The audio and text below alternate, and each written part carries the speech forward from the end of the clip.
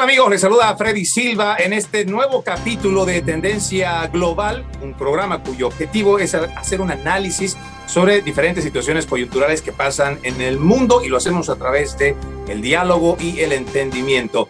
Debemos recordarles que Tendencia Global no está afiliado a ningún partido político, no recibimos ningún tipo de contribución ni económica, ni nada por el estilo de ningún partido político. Somos un programa completamente independiente. El día de hoy vamos a hablar sobre el desempleo en Latinoamérica. Para ello, tenemos invitado al licenciado Hugo Valderrama, quien es licenciado en Economía, además tiene un doctorado en Filosofía Política, además que es catedrático en la universidad. Gracias por estar con nosotros, Hugo. Buenas noches, un saludo a la audiencia de tu programa. Es un placer volvernos a ver después de un par de semanas, pues y aquí listos a hacer lo que nos apasiona. Bueno, también está con nosotros el licenciado Carlos Ardiles, él es abogado, analista político, además catedrático en diferentes universidades privadas. Él se encuentra radicado en la ciudad de La Paz, Bolivia. Gracias por estar con nosotros, Carlos. Un gusto, Freddy, y Hugo, pues estar acá nuevamente en el programa. También nos acompaña Percy Calderón, él es periodista, sociólogo, además de documentalista radicado en los Estados Unidos. Bienvenido, Percy. Bueno, gracias, Freddy. Gracias nuevamente, Hugo, por unirte a nuestro programa. La claridad de tu pensamiento y tus ideas, pues, nos han iluminado este programa. Esperamos tener una otra sesión en la que podamos conversar de todos estos temas que nos interesan. Carlitos, un gusto. Bueno, con esta introducción vamos a ir directamente a lo que nos compete en cuanto a este tema del desempleo. Voy a empezar contigo directamente, Hugo, porque hay un informe que me llamó mucho la atención que fue publicado en la BBC, donde habla sobre el 2,7% millones de empleos perdidos en Latinoamérica, producto de esta pandemia. Una cifra, tú ya nos hablabas en la anterior entrevista, en un anterior programa, precisamente de ciertas cifras y de parámetros muy, muy parecidos a estas cifras que realmente son muy preocupantes para Latinoamérica. A ver, Freddy, yo el año pasado, junto con un par de amigos, le enviamos una carta a la entonces presidente Yanine Áñez, donde le explicábamos básicamente lo que yo había dicho en el anterior programa. No se puede separar la salud y la economía. Esa es una falacia de falso dilema, porque la salud depende de la estabilidad económica esencialmente de las personas. Ya cuando se hizo esa separación forzosa de la salud y la economía, sabíamos que se iba a venir consecuencias de largo plazo o de mediano plazo, si tú quieres. Todo el mundo me dice, no, pero Europa paró, etcétera. A ver, un ratito. No es lo mismo que Estados Unidos haya tenido un parón o lo que sea, o otras naciones que además venían con estabilidad económica más seria. Bolivia venía arrastrando una crisis económica de 14 años, la construcción de burbujas que se había encargado de hacer el gobierno del MAS durante 14 años, burbujas de carácter, y habíamos tocado una burbuja estatal, una burbuja de orden financiera y una burbuja de orden empresarial, todas provocadas por el asunto de creer que el Ministerio de Economía es más sabio que millones de bolivianos que hacen economía día a día. Entonces, esa crisis que se venía gestando ha sido pues ahondada con una cuarentena que ha obligado al país a frenar y en general a toda América Latina. Yo revisaba el informe que me pasabas hoy y está, pues básicamente es muy parecido al que yo había tocado. Vi que, por ejemplo, Venezuela, que es una economía totalmente destruida hoy, con el 70% de su población en condiciones de pobreza, 6 millones de venezolanos fuera de su país buscando suerte en todas partes del mundo, tiene una caída del 25%. Es el país que más ha caído. Nosotros estamos entre el quinto y sexto lugar, entre los países que más han caído. Y también vi que está Brasil y Argentina, por ejemplo. A ver, hay que analizar las cosas. La economía, sobre todo, es un proceso, o hay que mirar la economía en un proceso hacia atrás y hacia adelante, ¿no? No se mira en un momento la economía. ¿Qué sucede? No es lo mismo que Bolivia haya caído que haya pasado con Brasil. Brasil, el año 2019, fue el país que más inversión extranjera trajo a la región. y fue el cuarto país del mundo, solo después de Estados Unidos, Rusia y China, en atraer inversión extranjera. O sea, estamos hablando de que el 2019 Brasil fue un ejemplo de lo que había que hacer. El ministro de Economía, Pablo Guedes, hizo dos reformas o tres reformas estructurales muy importantes. Primero, le bajó la renta a las grandes corporaciones, lo que permitió que se repatrien millones de dólares de empresarios brasileños que veían en esa medida una mejor forma de invertir en su propio país. Se trae inversiones extranjeras en el sector financiero y además se liberan algunos gastos del Estado que habían sido pues básicamente gastos que durante el periodo de Lula habían servido como todo gasto estatal, no para beneficio de la población, sino más bien para con fines ideológicos, especialmente de propagación del sistema y darle plata a las cadenas televisivas, etc. Bien, se reducen esas cosas. Brasil crece a un ritmo acelerado y fuerte en 2019 como un sistema donde el empresariado y la capacidad individual de creación de riqueza estaba avanzando, recuperando la crisis que se había metido antes. Resulta de que la caída de Brasil es más bien en una tendencia, un punto hacia abajo. O sea, hay una tendencia positiva y hay una caída leve, lo que significa que si uno toma en cuenta la tendencia, el apoyo además que tiene Bolsonaro en Brasil, que sobrepasa el 70 y pico % entre la gente más joven, versus además las políticas que está asumiendo Brasil, con algunos defectos que tiene. O sea, no hay un político perfecto, pero hay que mirar el panorama en general. Brasil se puede recuperar más rápido. Lo preocupante de ese cuadro que tú me pasaste son países como Bolivia, ¿no?, cuya idea de recuperar es recuperar la capacidad de gastar del Estado. Aquí se ha creado un impuesto a las riquezas que evidentemente no es el camino para recuperar la riqueza, sino más bien es un camino para que el Estado recupere su capacidad de gasto. Este es un modelo eminentemente de gasto público ineficiente. Además, el gasto público no es eficiente nunca, porque además es antieconómico. O sea, hay que sacarse la idea de que el Estado hace economía. El Estado gasta por gastar. Ya, la acción humana individual de cada persona todos los días es lo que hace la economía, no el ministro, no el presidente, etc. Entonces, en primer lugar, el desempleo, Freddy, que se ha visto en toda América Latina, yo veía los datos, hay un 26% de las empresas de toda América Latina que han cerrado. Son 2.7 millones de empresas que han cerrado en todo el continente, de México hacia abajo. Pero hay un dato que yo me he quedado impresionado y es algo que yo vengo diciendo hace mucho tiempo. De ese 2.7 millones de empresas, más del 90% son pymes y microempresas. O sea, las más afectadas han sido las empresas que estaban empezando de abajo. Algo que nosotros habíamos advertido el año pasado. La pregunta que uno tendría que hacerse es, ¿cuándo empezamos a sentir empatía por esta gente? ¿Cuándo empezamos a sentir por estos 2.7 millones de empresarios que han perdido su negocio? ¿En qué momento? Todo el mundo habla de tener empatía por el enfermo del COVID, cuídate, sé responsable, ponte barbijo.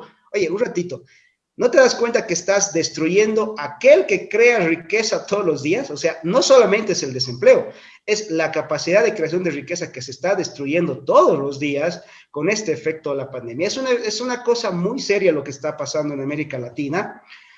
Y ojo, esta tarde yo revisaba algunos datos justo en mi clase con los muchachos de Economía Internacional y hasta el año 2019 ya el gobierno chino era nuestro tercer mayor acreedor. O sea, ya el 2018, 2017, ya le debíamos un montón de dinero al gobierno chino, era nuestro tercer mayor acreedor. Después del BID y después de la CAF, pero la diferencia es que el BID y la CAF son entidades de crédito internacional. El gobierno chino es el gobierno chino, o sea, no vamos a comparar las cosas.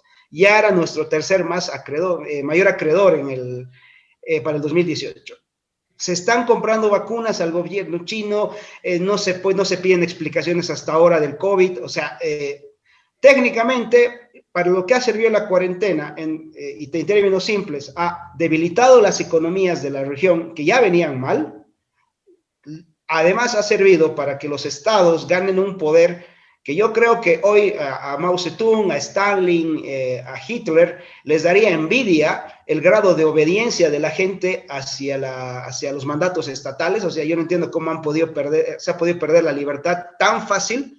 Hoy he visto problemas en Formosa, por ejemplo, ahí espero que eso sirva para que la gente reaccione hacia la recuperación de las libertades. El gobierno chino ha logrado poner a los países latinoamericanos en sus pies, bajo su dominio. Hoy, por ejemplo, los gobiernos, entre comillas, que se declaran antiimperialistas se han acabado sometiendo al imperialismo chino.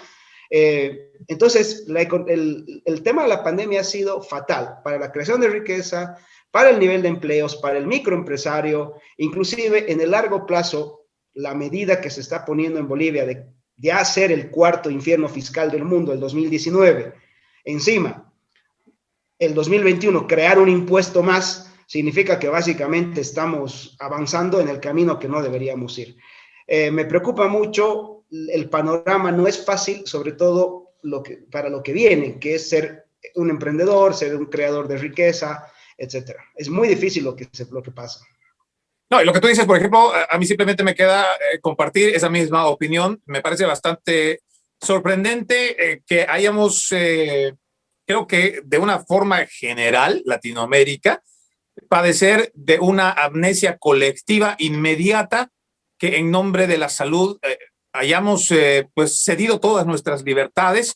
Y siempre me he puesto a pensar en qué momento perdimos el sentido común, cuando tenemos, creo que históricamente hablando, por lo menos de lo que conocemos como democracia, la mayoría de los países latinoamericanos, sabemos que todo lo que hoy podemos conocer como democracia son simplemente politiqueros que entran a asumir el cargo de poder, otros para mejorar su posición económica. Creo que ese es el común denominador de todos, pero realmente son ineficientes, son inoperantes, pero además, como diría mi difunto padre, son gastagobiernos, porque lo único que hacen es realmente endeudar a toda una población para cosas que ni siquiera puede disfrutar la población misma o puede recibir el beneficio. Pero quiero ir contigo, Carlos, porque a mí esto, por ejemplo, que menciona Hugo en cuanto a esta situación de endeudamiento, porque ya no importa que sea la CAF, no importa que sea el BID, no importa que sea el Fondo Monetario Internacional, no importa que venga incluso de China, el asunto es que mientras más nos endeudemos,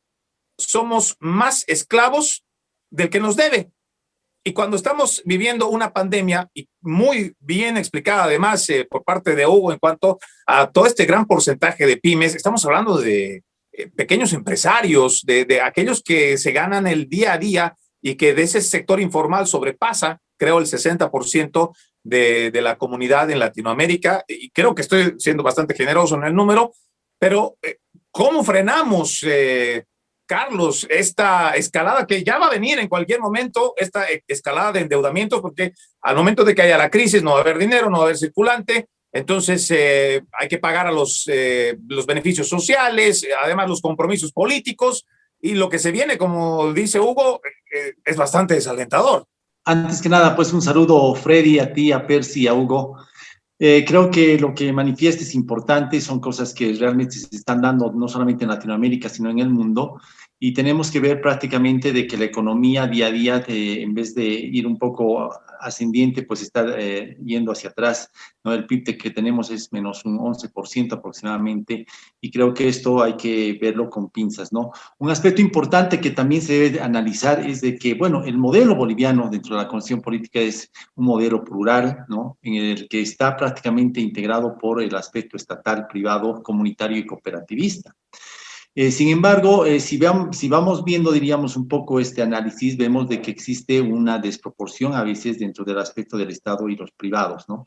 Y justamente se estaba viendo esto de los pymes, que prácticamente se reduce muchísimo, y el gobierno ha tratado de incentivar, especialmente el anterior gobierno, ¿no? Indicando de que se va a dar créditos a las personas, ¿no? Para que puedan rearticular su economía y los fondos y los medios, pero muchos de ellos no han logrado, diríamos, ni siquiera obtener algunos de los que también las condiciones de los créditos son muy fuertes, y algunos no tienen, diríamos, la capacidad como para poder gestar, diríamos, que haya una garantía, que tenga que tener su empresa con ciertos parámetros, todo eso.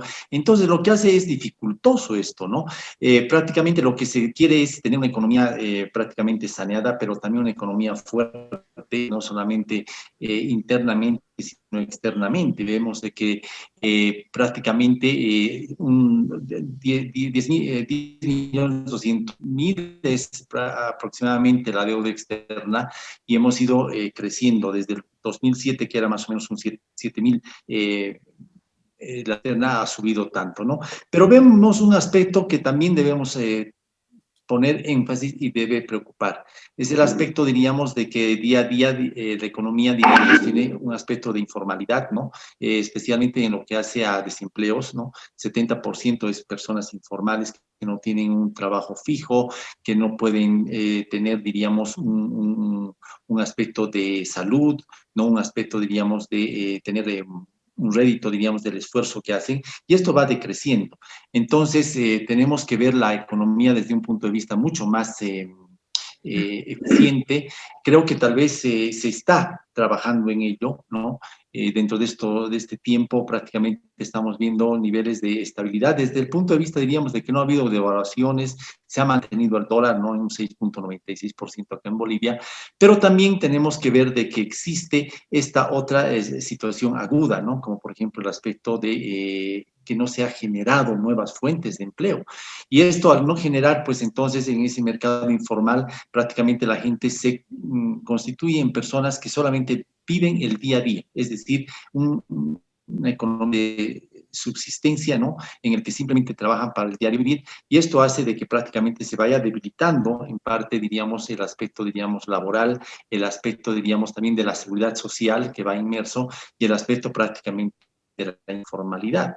Entonces, creo que estos parámetros tenemos que irlos analizando, ¿no? No solamente es de que las empresas estratégicas a veces que no tienen cierta productividad, que están, diríamos, en un descalabro, pues tiene que ser nomás rearticulada nuevamente la situación empresarial frente, digamos, a una nueva visión económica, porque a veces tenemos empresas estatales que están deficitarias, ¿no? Y no podemos seguir apuntando a que tengamos que estar nuevamente con ellas, ¿no? Pudiendo rearticular esto, ¿no? Creo que ahora sí el interés del gobierno es también tener esta simbiosis, ¿no? Algunos de los candidatos, por ejemplo, dicen, tenemos que trabajar no solamente con lo estatal, sino con lo privado. Y es lógico, porque el aspecto privado es el que tal vez está poniendo, diríamos, ¿no? Su economía, sus recursos, sus capitales, y si esa empresa no va, pues seguramente va a quebrar la empresa privada, pero no va a ser un tanto daño de la economía nacional o estatal.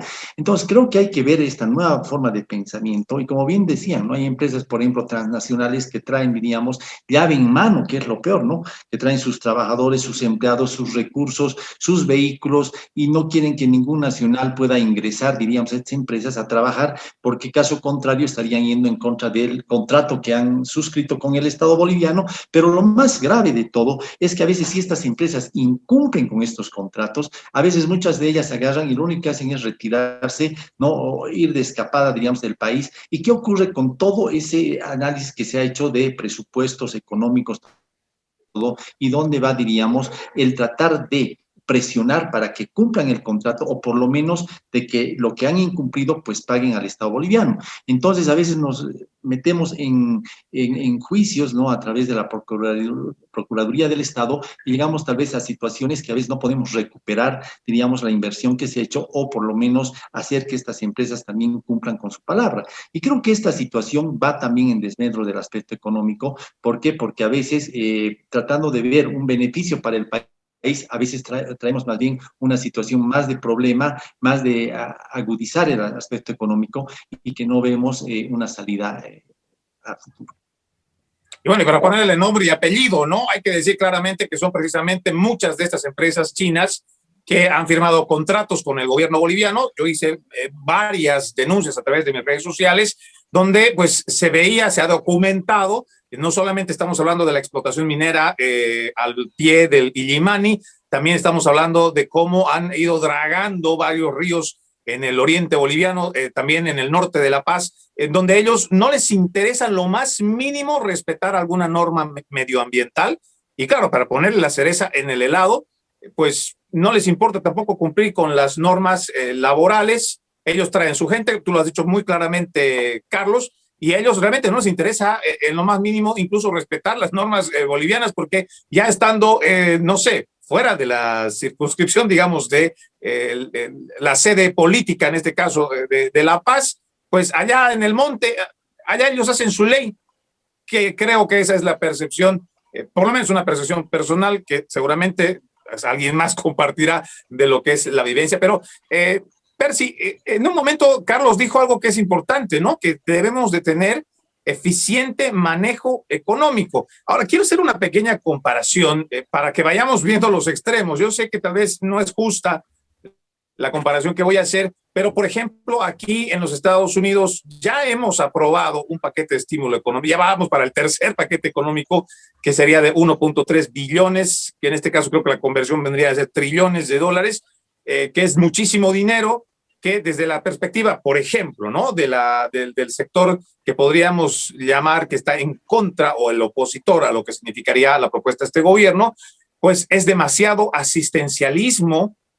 Estaríamos entrando en un exceso de asistencialismo en vez de ir promoviendo directamente la pequeña industria, que es lo que se ha caracterizado aquí en los Estados Unidos. Por lo menos yo recuerdo muy bien que mucho antes de que yo llegara incluso, pues aquí había muchas oportunidades para que tú abras tu propia empresa, tú seas tu propio jefe, se estimulaba muchísimo el hecho de que si tú abrías un negocio, no sé, en una ciudad, en un condado, existían incentivos económicos que te ayudaban, no solamente ya, tal vez con la construcción o la compra de equipos y todo lo demás, y te ayudaban incluso con situaciones fiscales. Pero cuando ya vemos esta otra cara de lo que se está proponiendo, existe no solamente este estímulo económico, que desde mi punto de vista muy personal llegaría a ser menos democracia, más asistencialismo, que además estaría endeudando el futuro pues, de las próximas generaciones. Y viene otra vez aquí la pregunta, Percy, porque me imagino que la situación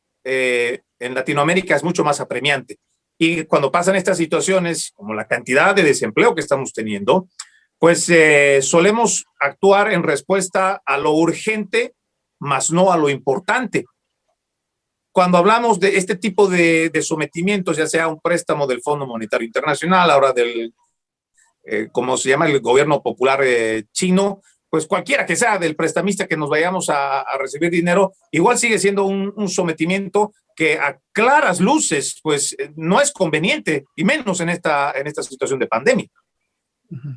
Bueno, mira, Freddy, yéndonos primero a lo que tú mencionabas de Estados Unidos, ¿no? Yo recuerdo que durante la presidencia de Obama, la industria automotriz de los Estados Unidos estaba pasando una crisis económica y los bancos también. Entonces, ¿qué hizo el gobierno federal? A través de sus instituciones, el gobierno generó un préstamo multimillonario para estas entidades para que puedan salir a flote nuevamente. Entonces se les echó un salvavidas que los puso nuevamente a flote, ¿no? Estas compañías se beneficiaron grandemente, inclusive una porción grande del dinero que recibieron fueron para dar bonos especiales a los directivos, a los ejecutivos de estos bancos, de estas organizaciones, de estas entidades automotrices. Bueno, ahora, ¿qué pasa? Cuando tú le das plata a la gente, ¿qué hace la gente con ese dinero? No se lo guarda, invierte. Es un dinero que va a generar impuestos, es un dinero que se va a gastar en bienes, en las necesidades que tiene el pueblo americano en este momento. Recordemos que Estados Unidos es uno de los países que está sufriendo la pandemia, pero a un nivel, pues, increíble, ¿no? Ya se ha sobrepasado el 500,000 de víctimas que han fallecido por esta pandemia. Se han perdido más de 40 millones de trabajos. Y lo que habíamos mencionado en algunos otros programas, son trabajos que en la mayoría no van a volver. Si la gente perdió su trabajo y piensa que va a volver a recuperar su trabajo, eso no va a ser posible, porque han sido reemplazados por la revolución de la inteligencia artificial. Me explico un poco mejor. Por ejemplo, los bancos, antes uno podía entrar al banco y le atendía una persona, un clerk. Hoy en día ya no necesitamos eso. Todo se hace por la computadora, por el teléfono inteligente, a los cajeros inteligentes. En los supermercados ya no hay personas que te cobran, en algunas, ¿no? Pero la mayoría ya han puesto cajeros automáticos. Entonces, toda esta revolución tecnológica pues ya está aquí y la gente que perdió su trabajo no los van a recuperar. Pero ¿qué hacemos mientras tanto? Entonces, hay que ver cómo la economía va a poder nuevamente arrancar y hay dos cosas que hay que hacer. Y coincido mucho con lo que decía Hugo. El aislar a la población, el decirle, no, tú tienes que estar en tu casa, no tienes que salir porque te vas a contagiar o vas a contagiar, es un error. El arresto domiciliario es un error. Y lamentablemente, el mundo se ha sometido en forma voluntaria, ¿no? A permanecer aislado, a permanecer oculto, a permanecer en sus casas, no ir a trabajar. Y eso ha ocasionado un deterioramiento de la economía familiar, de la economía local, de la economía de todo el Estado. Entonces, yo creo que es importante el reabrir la economía con los protocolos de seguridad que se deben seguir. La solución no es cerrar las industrias, no es cerrar las fuentes de trabajo. Ahora, el fenómeno en Latinoamérica es mucho más complejo, porque si bien es cierto, los países industrializados o del primer mundo tienen recursos económicos que pueden ser utilizados en casos de emergencia, como es este. En cambio, los países en Latinoamérica, por ejemplo, no tienen esos recursos económicos. Entonces, el cerrar una economía, el decir, señores, ustedes no pueden salir, prohibidos de salir, opera que van a ser arrestados, van a ser multados, encarcelados, extorsionados por la policía. Pues esta gente ha sufrido enormemente. Los bonos que les den no sirven y no alcanzan para nada. Lo que esta gente quiere es trabajar y generar riqueza. El otro error que yo veo en gobiernos como los de Bolivia, por ejemplo, el decir vamos a dar un impuesto a la riqueza. Tener $40,000 le hace a usted un hombre rico. Yo no creo. No creo en absoluto que $40,000 signifique el tener una gran fortuna en ninguna parte del mundo. Entonces le van a empezar a usted a cobrar un impuesto sobre esta cantidad. Y si usted tiene más, pues ¿qué va a hacer usted? Se va a ir de Bolivia. Va a llevar su dinero a otro país donde le permitan hacer una inversión sin tener que pagar impuestos como los que se están pretendiendo cobrar. Entonces yo creo que eso es una política muy mal orientada y es una política de desalentar la inversión privada y la inversión de personas que quieren generar fuentes de trabajo. Ay, totalmente de acuerdo con esa apreciación. Ya lo dijo también Hugo. Realmente para ningún empresario, incluso boliviano, que ama a su patria, que lleva su rojo, amarillo y verde, que ha trabajado 40 años tal vez en los Estados Unidos, en España, en cualquier otro país, y que quiere, pues, a modo de tomar un descanso o ya un retiro, poner su pequeño negocito, pues lo va a tener que considerar más de una vez en ir allá y poner su dinero, porque con el tipo de estructura legal primero para poder abrir, que es bastante difícil, eso no me va a mentir seguramente Hugo, tú querer abrir una empresa legalmente tiene demasiadas trabas, pero además ya el hecho de operar, contra ti va impuestos internos constantemente, pero cuando hablas de un comercio informal, que todos los días no contribuye o no tributa, por ejemplo, o tenemos igual al sector de los cocaleros, que no pagan nada de impuestos. Entonces hay una asimetría total en cuanto a lo que significa la misma cultura impositiva. Pero Hugo, tú dijiste algo que es muy importante en cuanto a la palabra empatía, porque en las redes sociales, pues todo en su mundito de color, en su mundito mágico y perfecto, pues todos son empáticos, todos son solidarios, todos quieren ayudar, pero a la hora de la verdad estamos viendo ejemplos de gente que está subiendo una fotografía violando la privacidad de cualquier otra persona porque no lleva el barbijo, el cubrebocas, la mascarilla, y además pidiéndole cada vez al gobierno o a sus gobiernos de turno en Latinoamérica entera que sancione a aquel que no cumple con esto, ya sea porque la persona tal vez no tiene dinero para comprar un barbijo, tal vez la persona simplemente no quiere utilizarlo por una situación médica, pero ya aquí la palabra empatía ya no funciona, ya eso no trabaja. Pero además de esta situación colectiva de opresión y de tratar de obligarte a ti meterte en el mismo rebaño, pues existe esta otra situación, ya sea por parte de los políticos, el gobierno en general, los gobiernos en general, que realmente les importa muy poco estar del lado del empresario privado, pero sobre todo de este pequeño empresario privado que no forma parte de ninguna cámara de comercio, ni pequeña ni grande, sino que es simplemente una persona. Vamos a poner ejemplos básicos, ¿no? La señora que vende tomate en el mercado, el señor que va con sus bolsitas de maní para tratar de ganarse el día con chicles, con caramelos. Entonces, hay que ser empáticos, pero ¿cómo afrontamos?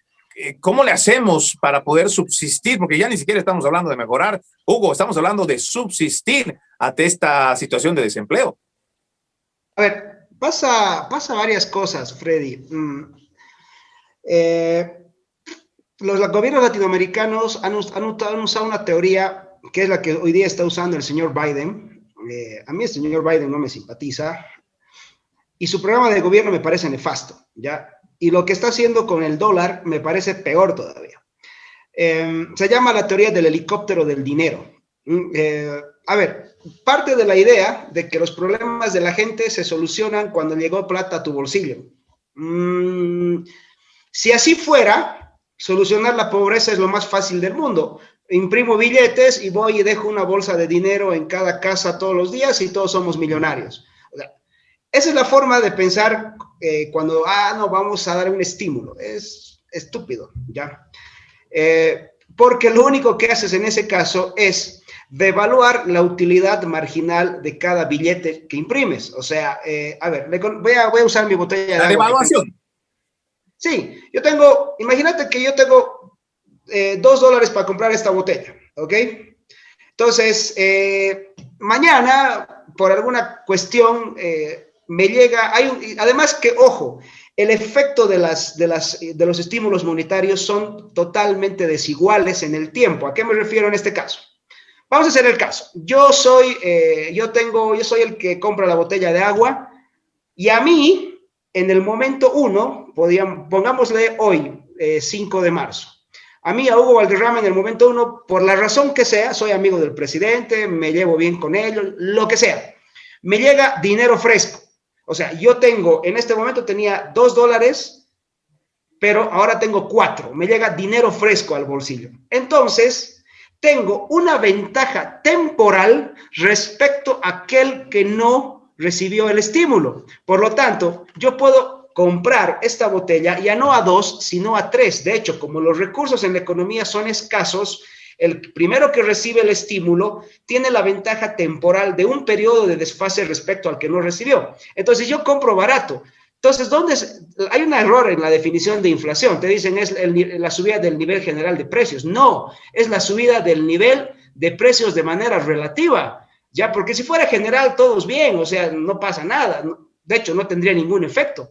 Pero el problema es cuando está en la subida relativa. O sea, yo recibí primero el dinero, como los precios estaban a la masa monetaria anterior, tengo la ventaja de comprar a precios más baratos. Entonces, si yo soy el primero en recibir, gano tiempo y por lo tanto cobro. Eso significa que el resto de la población me acabó dando un subsidio. En general, los estímulos monetarios son formas en que los pobres acaban subsidiando a los ricos.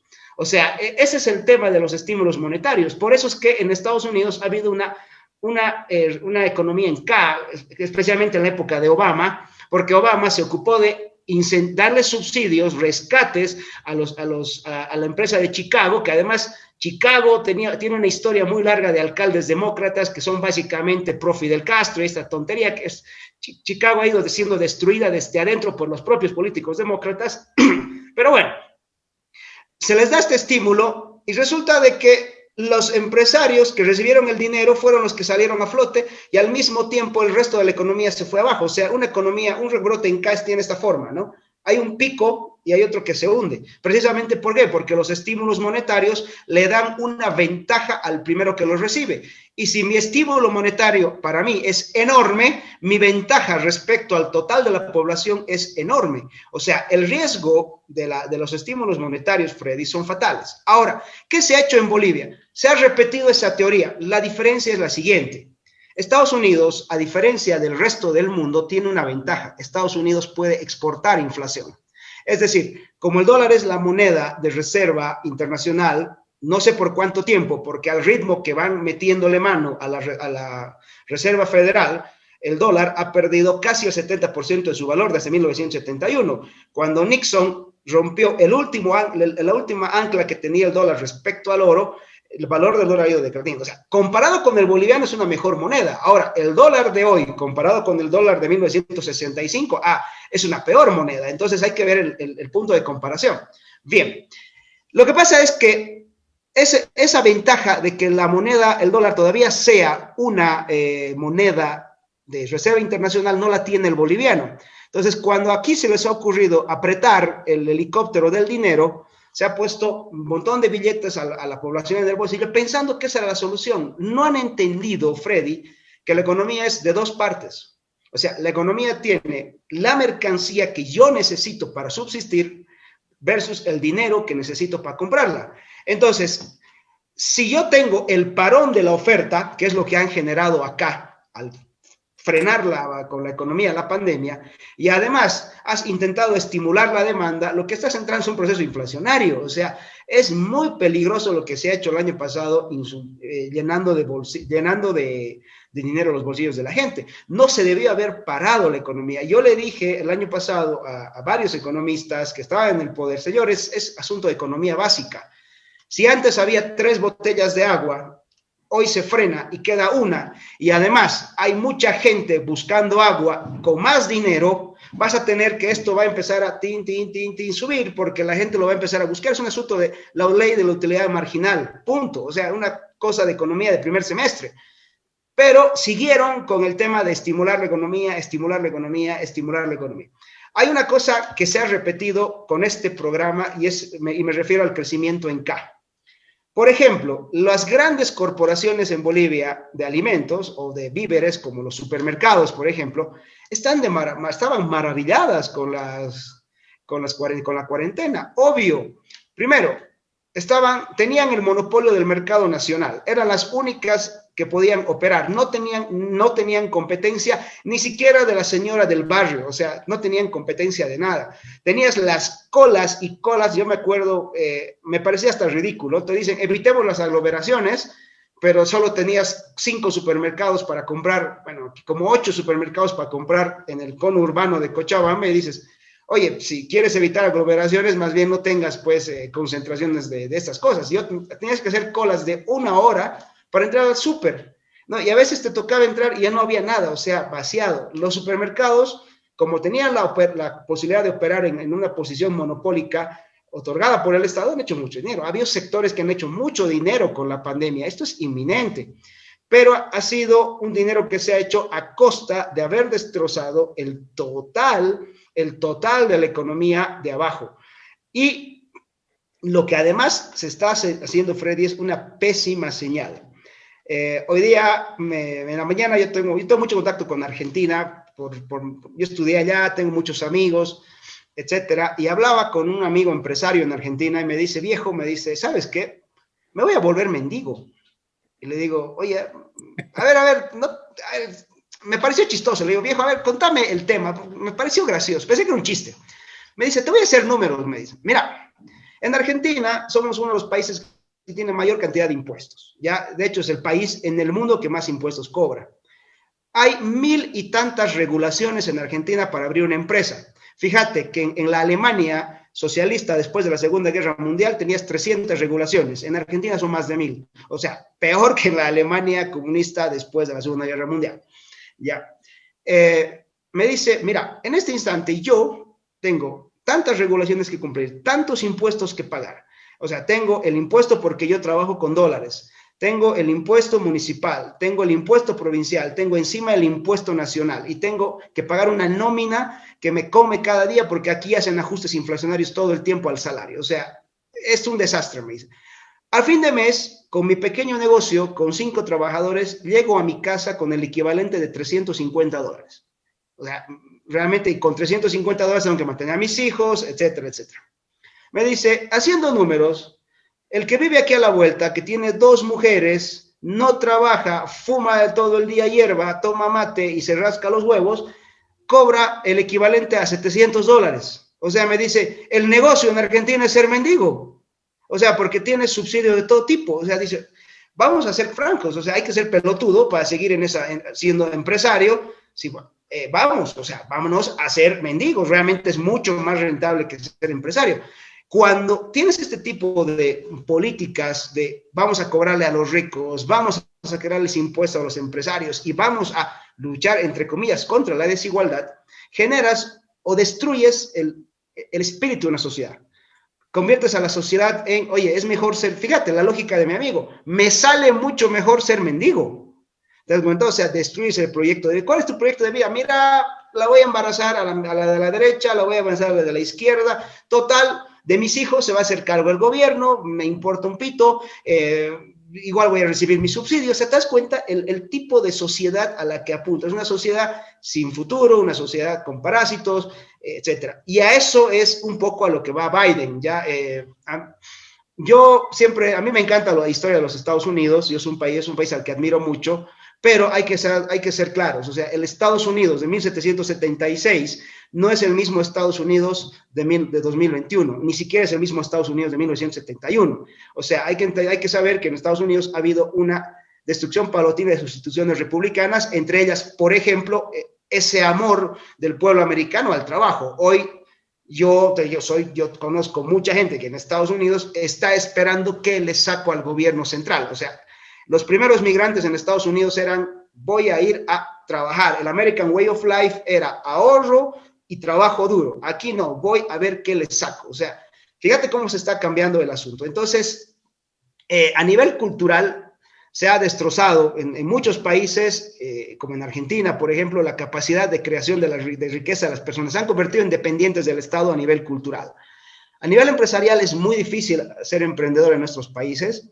En Argentina es el país del mundo con más impuestos, Bolivia es el 4º, además tenemos uno de los récords mundiales en burocracia. No sé, yo me acuerdo cuando mi mamá falleció, se ha tardado 6 años en poder estabilizar lo que había dejado mi mamá en trámites y demás, o sea, y eran colas que tenías que ir a las 4 de la mañana a hacer una cola. O sea, somos un infierno burocrático, somos un infierno fiscal. Lo que yo te decía el otro día, al contrabandista le es más barato contratar sicarios para defender su mercadería de la policía y del ejército que pagar impuestos. O sea, a ese nivel de costo de oportunidad se ha llegado con el tema tributario, los sobornos, etcétera. Entonces, en Bolivia necesitas una fuerte y una altísima reforma estructural que reduzca, en primer lugar, la capacidad del Estado de intrometerse en la vida privada, ¿ya? Porque hoy día el Estado, con las normas, por ejemplo, como la 370, básicamente le ha dicho al banco, o sea, fíjate, la ley financiera le dice al banco cómo hacer su trabajo. O sea, como si el Estado supiera hacer el trabajo del banquero, ¿no? Le dice, vas a dar crédito a tal persona. O sea, no le interesa el riesgo financiero, no le interesa la capacidad de pago, no le interesa realmente la posibilidad de no retorno de ese capital. Lo que le dices, tú vas a dar plata porque yo te estoy diciendo. O sea, el Estado está haciendo el trabajo del sector financiero.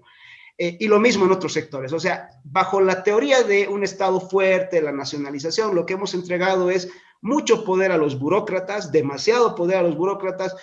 El gobierno de Evo Morales se ha caracterizado esencialmente por invadir espacios privados con leyes, entre comillas, de apoyo social, pero lo que hacían era comprometer aún más la capacidad de gestión empresarial, por ejemplo, de la banca y de otros sectores. Entonces, necesitamos un altísimo cambio estructural, Freddy. Realmente, lo que pasa el domingo en las elecciones municipales va a ser igual. O sea, no tiene ningún sentido. El político en Bolivia, en América Latina, va y lo que quiere es básicamente aprovecharse del gasto fiscal. O sea, cómo me aprovecho del poder y del gasto fiscal. Si no me robo el gasto fiscal, como tengo poder, empiezo a corromper. O sea, este es el modus operandi que hay acá. Entonces, es muy difícil. La situación en Bolivia realmente es muy complicada. En año 2005, yo me acuerdo el plan Visión Bolivia, que lo hizo un amigo mío, pero yo lo vi. Habíamos planteado la idea de convertir, por ejemplo, a Cochabamba en un centro de exportación de servicios financieros, a Santa Cruz en un gran centro de agroindustria y el Alto de La Paz en un gran centro de exportaciones de manufacturas no tradicionales. ¿Ya? La idea era, por ejemplo, ¿qué te digo? ¿Qué necesitabas en Cochabamba para que vengan grandes capitales financieros? Básicamente, que las autonomías le permitan al gobierno departamental de Cochabamba decir, en Cochabamba no se paga el IUE por 10 años, por ejemplo. Y eso significaba la llegada de millones de capitales, de inversiones acá. Lo mismo se podía hacer en Santa Cruz.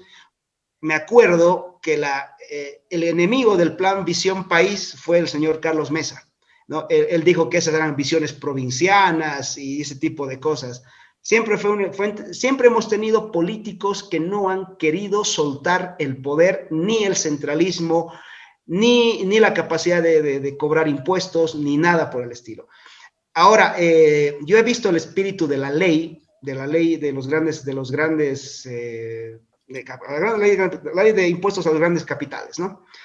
La he estado mirando estos días y he hablado con un amigo que es Daniel Lacalle, un experto economista español, y hemos comparado un poco lo que pasa en España. Pues básicamente fue lo mismo. Se creó una ley de impuestos a las grandes familias que a lo largo de los años ha acabado siendo un impuesto a casi todo el mundo. ¿Por qué? Y aquí viene el tema. Primero, que la ley le da mucho poder a impuestos nacionales. Lo que significa que impuestos nacionales puede definir qué es un gran patrimonio. Ya está. Segundo, hay bienes que por su naturaleza son muy difíciles de individualizar como para poder ser sujetos de impuestos. Una joya, dinero en efectivo, o sea, no puedes decir que es tuyo necesariamente, porque tú puedes, no es mi dinero, ese es de mi hijo, es de mi primo, es de otro un amigo, las joyas no son mías, o sea, es muy difícil, por ejemplo, eso. Ahora, ¿qué es lo que ha pasado? Entre el 2014 y el 2017, el gobierno nacional ha hecho varias encuestas de viviendas. Yo vivo en la zona norte de Cochabamba y aquí han venido y se quedaban horas los encuestadores del INE para entrar a tu casa y preguntarte hasta qué papel higiénico usabas. Literalmente te decían qué marca de papel higiénico utiliza. Yo les dije que usaba lija. Total, mi trasero, mi decisión, digamos, ¿no? Entonces, han hecho todo ese tipo de levantamientos de información que hoy están en manos del gobierno central. Lo que va a pasar, Freddy, es que con esta ley de impuestos de grandes fortunas, ya han visto, ya lo han mirado, que la vaca donde pueden sacarle la leche son los bienes inmuebles. Entonces, hoy son 150 familias. De aquí a un tiempo van a encontrar otro pretexto para que no sean 150 familias, sino 500. Y después van a encontrar un pretexto para que no sean 500, sino 1000. Y de aquí a 5 años resulta que vas a tener a mucha gente de la clase media, media alta, pagando impuestos por el solo hecho de que tenga un departamento para vivir y a lo mejor un departamento para alquilar.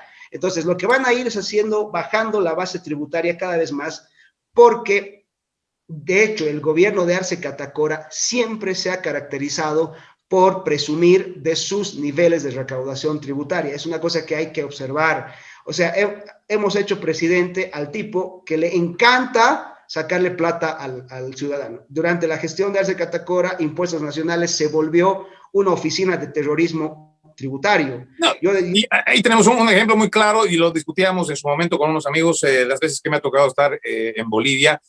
Por ejemplo, industrias como la de las flotas, que yo consideraba que era un monopolio bastante duro, económicamente robusto también, Transcopacabana, Bolívar, tantas otras empresas que yo tenía entendido de que precisamente por esta situación económica y de la influencia y poder que tenían en su momento, pues les iba a ser bastante difícil que ellos entraran a tributar. Era como pedirle igual que al sector del transporte público en este momento, por ejemplo, le dijéramos, sí, a partir de hoy, minibuseros, taxistas, todos van a tener que facturar.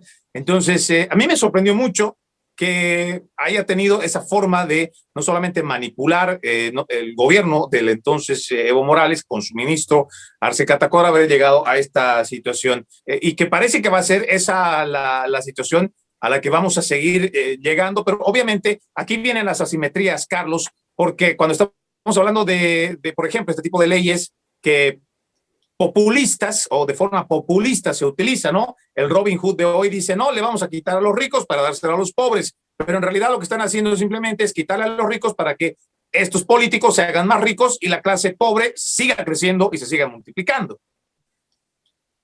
Bien, yo creo que hay que hacer un análisis desde el punto de vista de que en tiempo de crisis existen políticas de shock, ¿no? Y existen dos aspectos importantes que tenemos que diferenciar, que es la política del oportunismo frente a la política de la desigualdad, ¿no? Y mira tú que el año 2020 prácticamente, que hemos estado con el anterior gobierno, nos han tenido enfrascados en una política de shock, ¿no?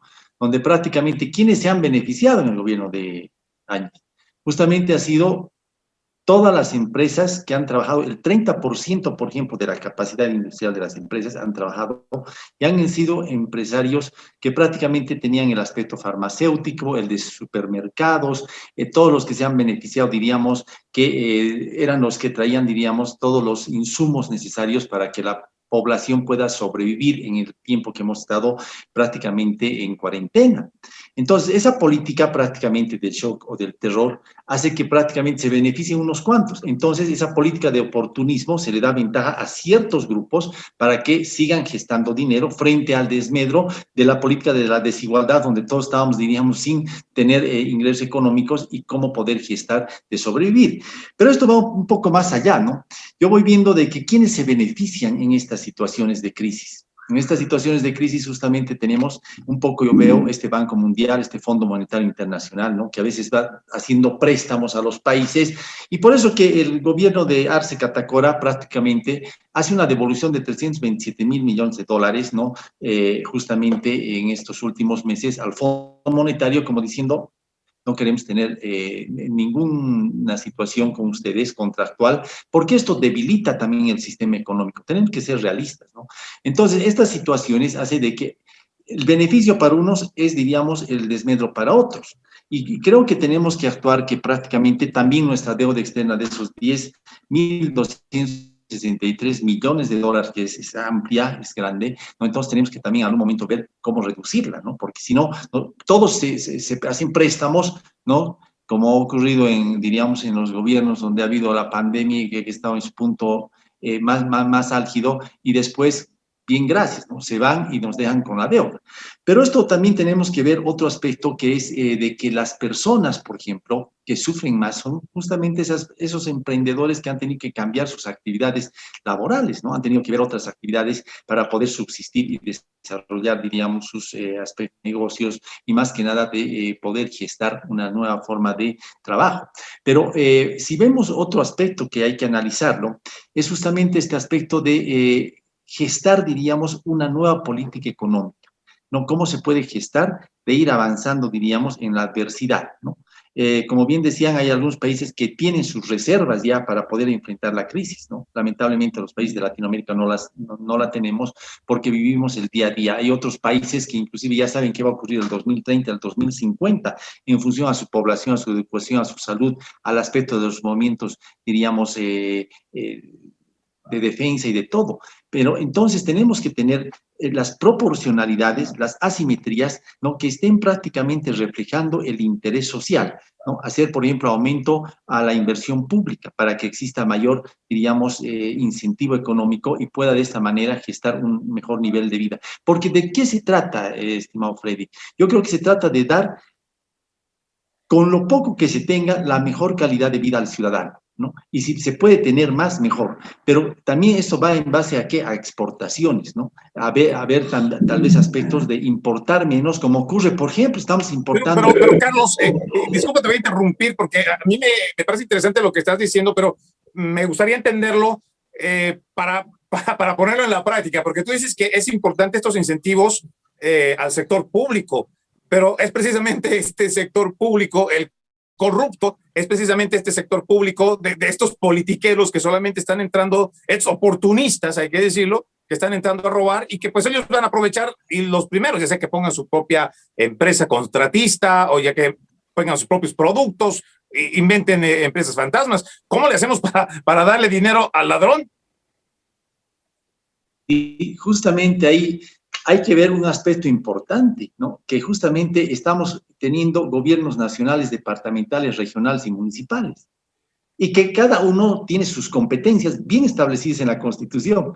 Y algunos, por ejemplo, ¿no es cierto? Como el caso, por ejemplo, de impuestos, que a veces puede ser impuestos a inmuebles, como bien decía Hugo, ¿no? Que el gobierno municipal se va a encargar de hacer un impuesto que seguramente va a decir, voy a poner estos candados en tales puntos, ¿para qué? Para tener mayor ingreso y poder gestar una situación, diríamos, favorable a los intereses, no solamente de los políticos, como tú dices, sino de los partidos que también están en ello. Igual hace el gobierno departamental, ¿no?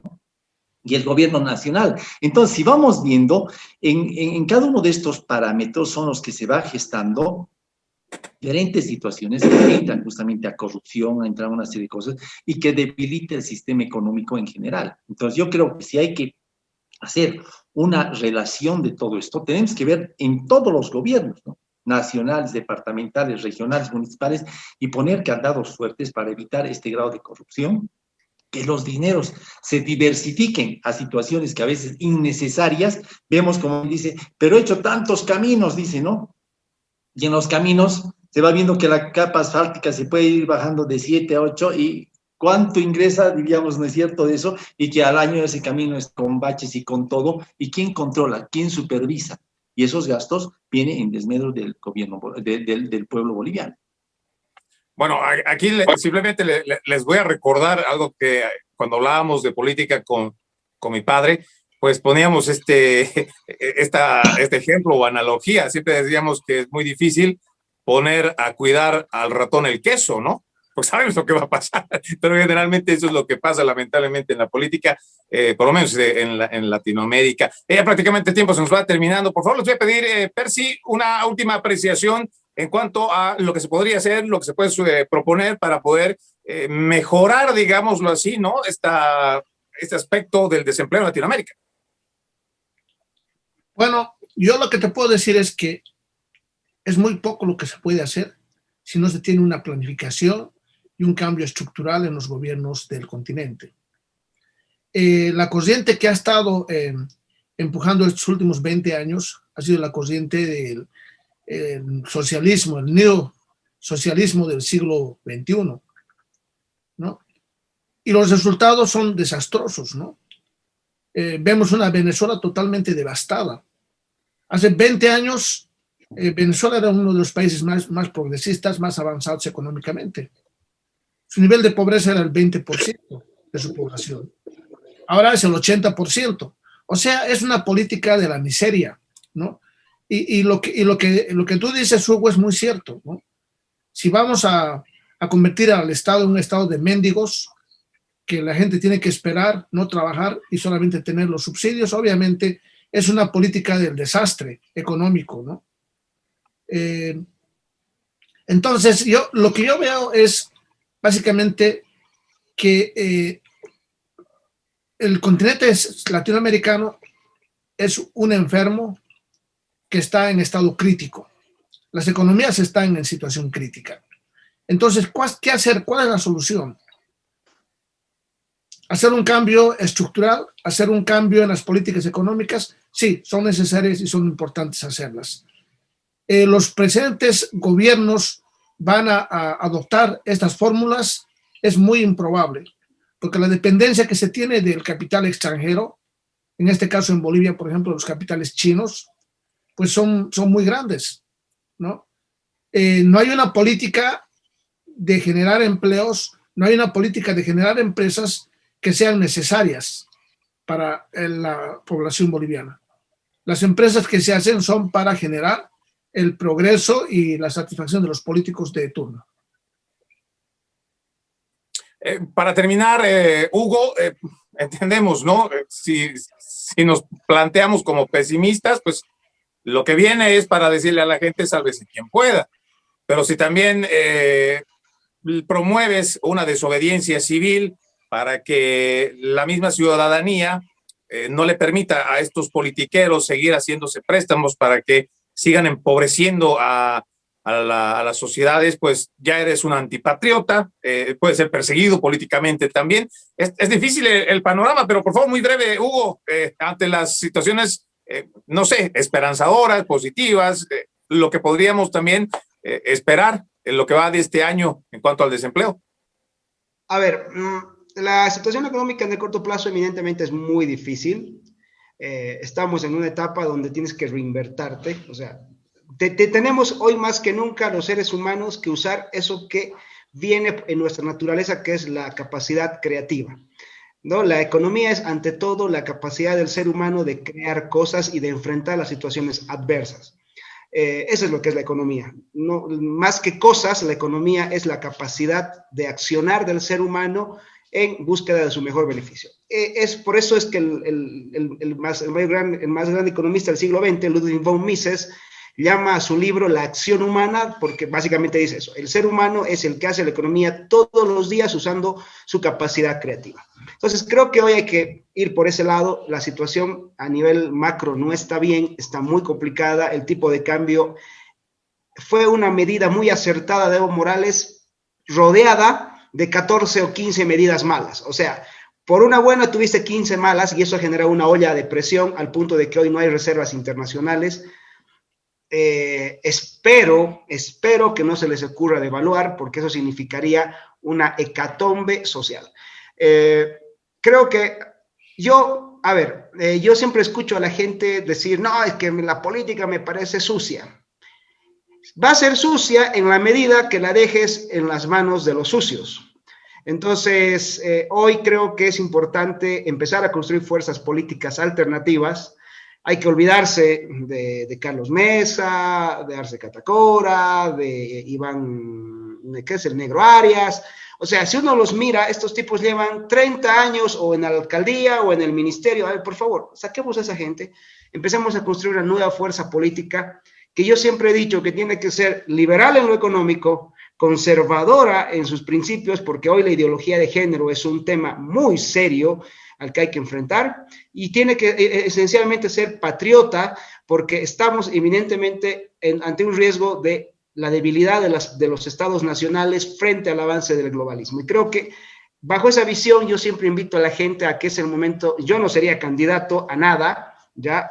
Pero sí he puesto siempre mi disposición a ayudar en la formación de nuevos cuadros políticos. De eso es parte de lo que hacemos en Libremente, porque creo que si entramos al basurero por el medio de la política es la única forma en la que vamos a salir del basurero, porque hay que hacer reformas constitucionales, reformas legales que son muy necesarias hoy en el país y que solo se pueden hacer de la vía política. Es el momento de o nos ponemos a llorar o vendemos pañuelos. Creo que es el momento de empezar a vender pañuelos. Gracias a los tres.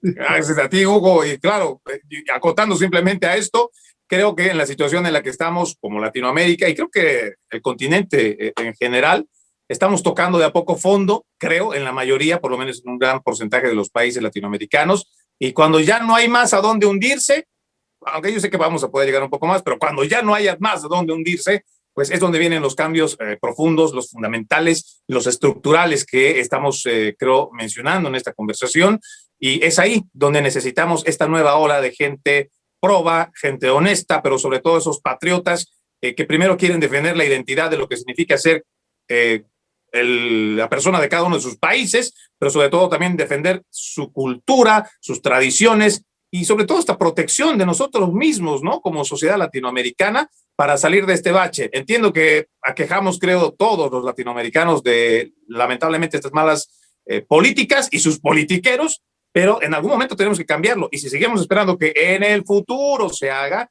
pues en el futuro también va a llegar. Y si lo hacemos ahora, o por lo menos empezamos, como tú dijiste, Hugo, empezar a dar este tipo de contribuciones, creo que este tipo de debates también son importantes, porque este tipo de espacios son los que necesitamos precisamente para dialogar sobre esto y para que la gente tenga un poco de conocimiento y tenga una idea de dónde estamos parados, hacia dónde vamos, si es que vamos a algún lado, y cómo podemos mejorarlo. Querido Carlos Ardiles, él es magíster en universidades privadas, abogado, politólogo. Muy agradecido nuevamente porque estés con nosotros, querido Carlos.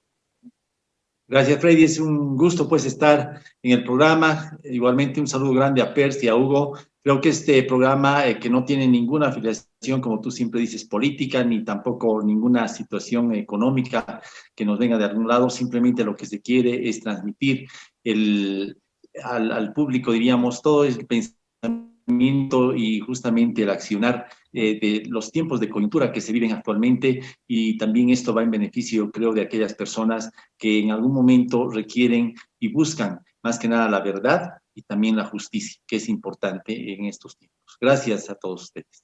Te reitero mi agradecimiento, querido Hugo. Él es licenciado en economía, además tiene un doctorado en filosofía política, además también es catedrático en varias universidades, por lo que tengo entendido. Tienes también tu espacio en las redes sociales, querido Hugo, para que la gente lo pueda conocer, tu página en el internet, tu página en las redes sociales, y cómo podemos encontrarte para también parte de tu asesoría.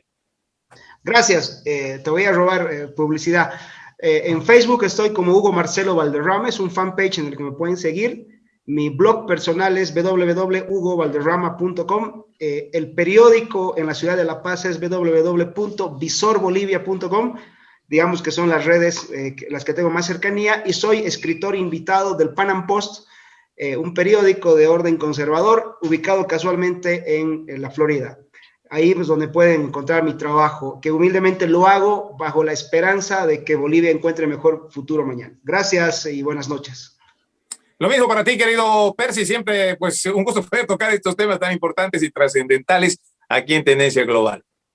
Bueno, gracias nuevamente, Hugo, gracias por haber estado en este programa, nos has dado muchas luces, muchas ideas, y esto abre un debate, ¿no?, a toda nuestra audiencia. Es importante educarse, es importante asistir a este tipo de conversatorios para poder tener y generar ideas, ¿no?, y poder discutir sobre un tema con conocimiento de causa. Gracias, Carlos, un gusto nuevamente, y Freddy, que Dios te bendiga. Lo mismo para todos los que nos han visto en este capítulo de Tendencia Global.